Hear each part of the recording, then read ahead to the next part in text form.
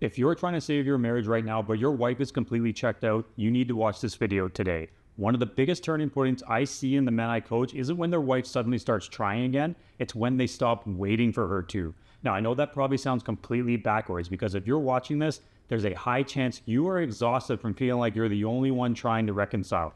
But if you watch the rest of this video, I'm going to show you what leadership actually looks like when you're there standing by yourself and why it changes everything about the way your wife experiences you. You just have to decide, are you going to spend all your energy trying to get your wife to move, or are you going to become the man who knows how to move first?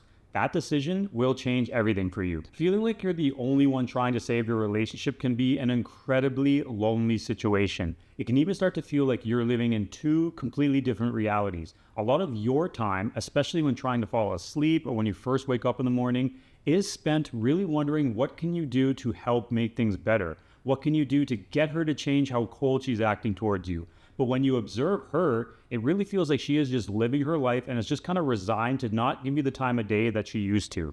Even if you suggest talking or spending time together, she may just tell you that she is tired or seem distant and reluctant or possibly irritated. You can just feel it from her hesitation and see it in her mannerisms. It can be really draining when it begins to feel like you're the only one carrying any hope. Honestly, that added layer of wondering if you're carrying all the weight by yourself becomes painful in its own right. It can be really easy for that feeling to compound to a point where it makes you take a good hard look in the mirror to ask yourself if there is any point to trying if she's not going to do anything to show you any reassurance. I mean, I get it. Nobody wants to feel like they're fighting alone forever. What happens though is that loneliness starts making decisions for you. You start acting from a place of scarcity and fear, and that's exactly why most guys fall into the trap of trying to make reconciliation a group project. And this is where it gets interesting. When you feel like you're the only one trying, your instinct is almost always the same. You firmly believe what you have to do is to get her to start trying too. I mean, it's pretty reasonable to presume that the only way to make progress on fixing the relationship and reconciling would be for you to both work on it together. But when your focus is on attempting to get her to work on things with you, a lot of your time goes into getting her into conversations to basically try and convince her to fix things with you. But what you do is you quietly then turn rebuilding the relationship into a group project without realizing how detrimental that is to your overall success. Mainly because you are focused only on measuring success by one thing. Is she participating in the reconciliation yet? Your confidence and ability to lead as a man will be non-existent if you tie your own emotional stability to how much her level of participation is at any given time. It is such a dangerous place to fall into because you're essentially asking her to carry the leadership torch along with the weight of your emotional uncertainty, and that is not what leadership looks like. You have to build yourself to a stage where you are leading even when nobody is following. This is much different than trying to expend energy trying to pull her along. Again, that's not leadership. So what does that mean? Leadership when nobody is following? Well, a lot of men get stuck because hearing the word leadership can make you feel like you have to be this alpha guy who makes big speeches or just railroads your wife by taking full charge of everything. True masculine leadership really is not that loud. It looks much quieter.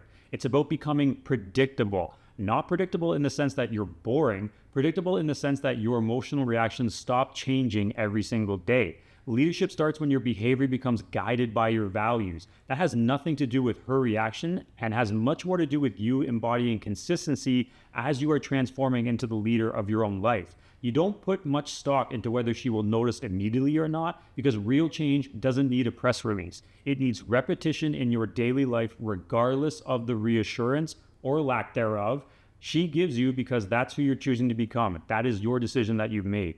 That's what leadership is when nobody is following. Because if you do spend your time building that great sense of self-respect and improving your leadership skills, you start to forget about wondering if she sees how hard you are trying. The real important question starts to internally become, would someone naturally experience me differently if they spent time around me today? That is the mindset you want to be in that isn't asking for validation and is focused on becoming. People will experience the difference in the transformed you and not because you're confirming it through their validation.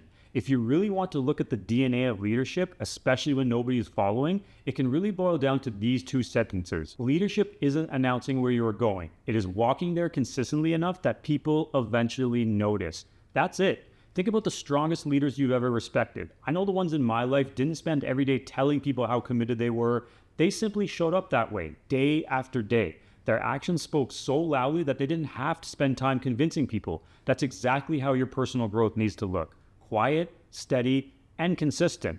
And that leads us into something that I've always had backwards in my relationships, and it lost me the respect of many women I had failed relationships with. The beauty of all of this is that leadership doesn't require permission. There is absolutely zero reason for you to be like a lot of men and quietly hand over your wife control over your personal growth. A lot of men make the mistake of thinking, once she starts opening up again, or once she starts trying, then I'll finally do this and do this and do that. You cannot make that mistake. Leadership doesn't work that way. To lead literally means to set the example. Leadership moves first. Don't be like most people who live their whole lives in the see it to believe it world, when you can get so much greater success if you believe in your own leadership to see the results eventually come. Leadership always comes before a strong partnership, not after. And once you really understand that, there is one final mistake that quietly ruins everything we've talked about so far.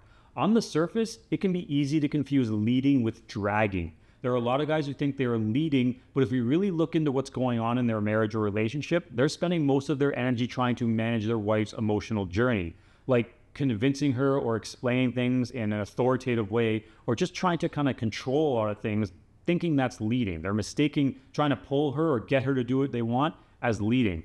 That's why the efforts to drag her along to convince her to fix things is a futile task, because you can't drag her along. You have to become that leader for yourself first without her really being involved in it. The moment your personal growth depends on another person's cooperation, you're no longer leading yourself. If you're the only one trying to save your marriage or relationship right now, you have to remember that your job is to carry your leadership, not the entire relationship. You're not able to carry somebody else's decisions or their emotions or their willingness, but you can carry yourself well to become a calmer, more grounded masculine leader that builds up her attraction back for you and an even stronger connection than you've ever had.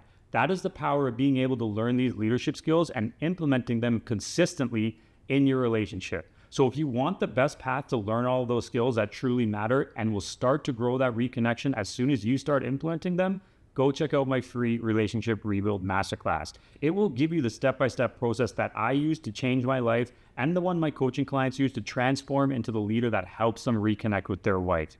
If the masterclass resonates with you, towards the end, you're going to have an option to book a free strategy call to apply for my coaching program. When we work together in the program, we're going to take your unique situation and set you down the pathway to reconnection with the skills that really work. So go watch that free masterclass today by clicking on the link in the description or pinned comment below. Now, if today's video helped you understand what leadership really looks like when you're the only one trying, the next question becomes, what is your wife actually responding to emotionally? That's exactly what I break down in this next video right here, so go watch it.